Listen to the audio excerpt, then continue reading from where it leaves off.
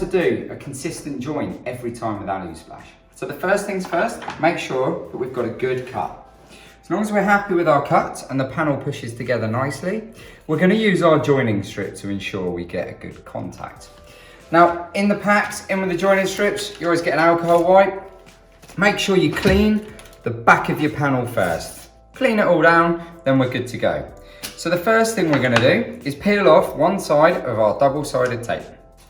Now, with this, we're going to hold the join and we're going to aim to get it in the center.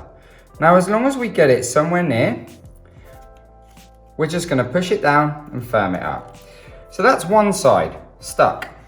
Away we go. Now, here's the trick. On this second panel, what we don't want to do is to install this panel in a direction like this, because as soon as we do, when we go to push it down, it's going to open up like so. So what we really need to do, and this applies to all the larger panels, it applies to every size panel, we need to encourage the panels to sit like this.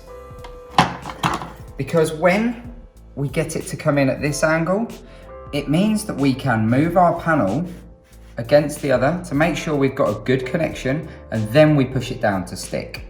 So I'll show you.